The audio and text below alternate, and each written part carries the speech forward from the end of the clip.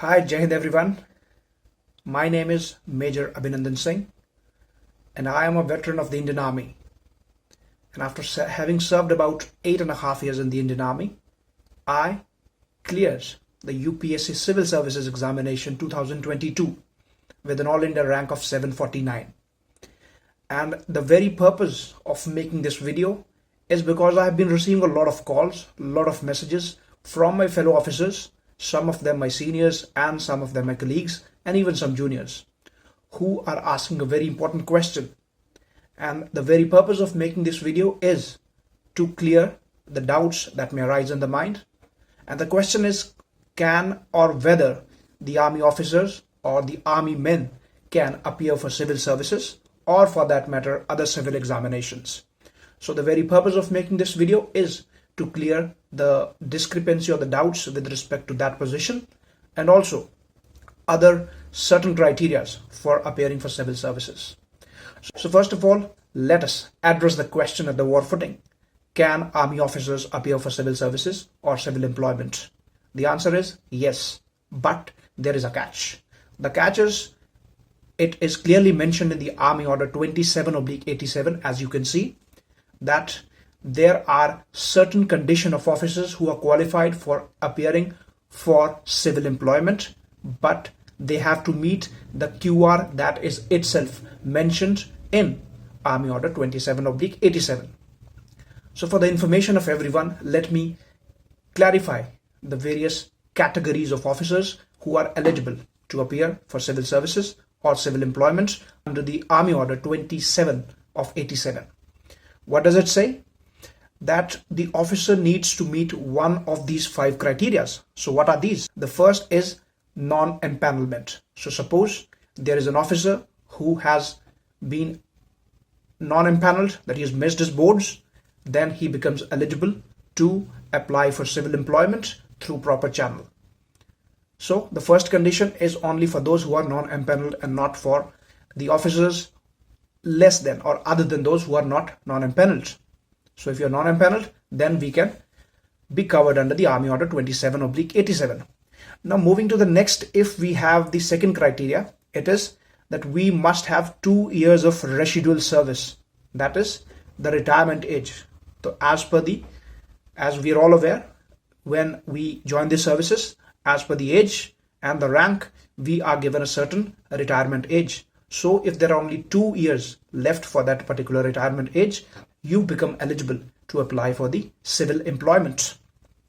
The third and the fourth categories of officers are generally the same, just a minute difference of degrees. The third one says the permanent LMC which is non-promotable, and the fourth one says the permanent LMC causing difficulties in continuing in service. So the third condition is very clear, that those permanent low medical categories which are not fit for further promotion. So it depends upon various rules, and as far as my understanding goes, the only categories which are not fit for further promotion, and that also for the SB3 and above, it is, I think, the A3 or the third degree category, that is A3 permanent or the P3 permanent categories. Other than that, I think the rest are all promotable under various conditions. And the fourth one is the permanent LMC which is causing difficulties in continuation of service. So this actually becomes a little problematic because it is a subjective criteria which says that causing difficulties in the continuation of service. So it is, I think, subject to the statement or the documents, medical documents that you have, and to be endorsed by the nearest military hospital. So it becomes, I think, very difficult to claim the NOC under this particular criteria. So the only clarity is with respect to the third point, and the fourth point is a little ambiguous because it does not give us the clarity. And the fifth and the final point is if you have failed in the Part D till 18 years of service. So I think this is a very rare scenario. If there is somebody who, due to certain reasons, has not been able to qualify the promotional exam, that is the Part D, till 18 years of service, then he becomes eligible to apply for civil employment under this Army Order 27/87. Now, having seen this, what is the procedure? There's a simple application which is to be sent through proper channel to the MS7. So in case of any difficulties, I think the nearest thing that we can do is to apply for civil employment through proper channel to MS7, and any doubts can be addressed to MS7, that is the Military Secretary Branch 7, for any of these. Now, what are the various kind of employments that can be applied? Practically all kinds of government jobs and civil employment, even the UN jobs with the foreign missions, provided you are eligible for that. So as per the eligibility, you can apply for various jobs provided you obtain the NOC under Army Order 27/87. So these were the various criteria under which we can appear for civil employment and also for the civil services examination. So I've been receiving a lot of queries with respect to civil services in particular. For the permanent commissioned officers, if I were to tell you, the only criteria are those covered under Army Order 27/87. But now the condition is, what about the others? How have I appeared? Since I was not falling under any of these 5 categories, the only way out for me was to apply for the resignation. So I applied for the resignation and then appeared for the civil services examination. And it is, yes, there is a risk involved in that, but I had to take that risk because my medical conditions were not allowing me to continue and contribute effectively.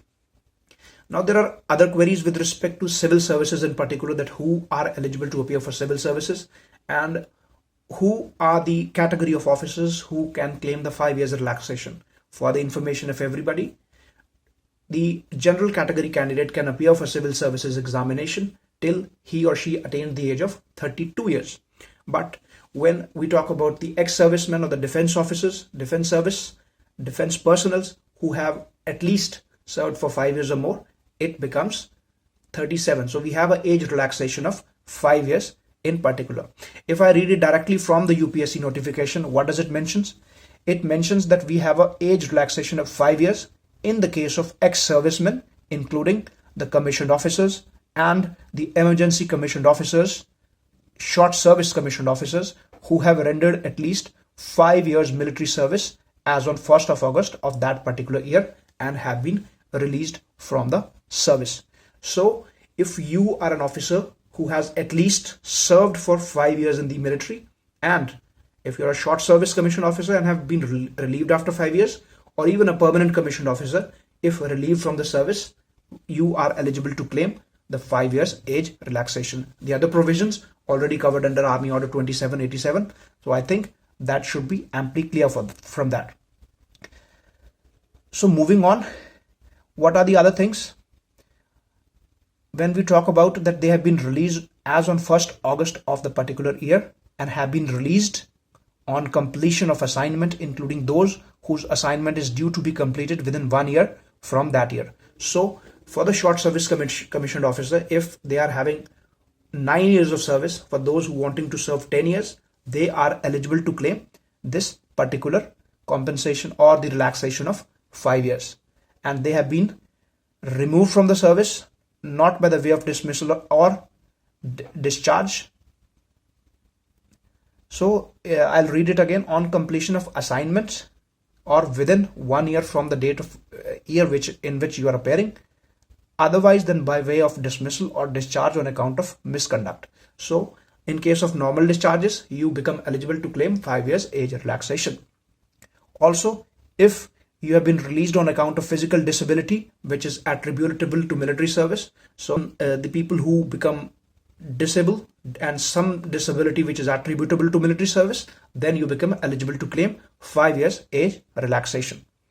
The next is on account of invalidment. So suppose you've been boarded out, you have been invalidated out of service, then you become eligible to claim this 5 years age relaxation. So this is very important to understand from all of us. This is very important to understand, which I have just covered. Now the other thing that is to be covered is the age concession under this will be admissible to ex-serviceman, that is a person who has served in any rank, whether as combatant or non-combatant in the regular army, navy and air force of the Indian Union, and who has served, who either has been retired or relieved or discharged from such service, whether at own request or being relieved by the employer after earning his or her pension, only thing that is applicable to us is the age relaxation is admissible to all ex-servicemen who have served in the rank, in any rank. So this makes it amply clear that this is applicable both to the officer ranks and the other ranks also. So anyone who has served for a bare minimum 5 years and has been released from the service or is being released from the service become eligible to claim the benefits of 5 years age relaxation in appearing for civil services. So if the general age is 32 years, this becomes 37 years for those defense service personnel who have at least rendered 5 years of service and have been relieved from the service. So it becomes very important. In nutshell, I would just summarize the contents that we have gone through so far. So first of all, for army officers who have served and are serving, the criteria for appearing for civil employment to include the civil services examination are mentioned itself in Army Order 27/87. So if you fall under any of the 5 criteria mentioned, then through proper channel you can obtain the NOC. Otherwise, if you do not fall under any of those categories, the only way you can appear is by resigning from the service, and as we all know, resignation from the service is also not that easy to obtain.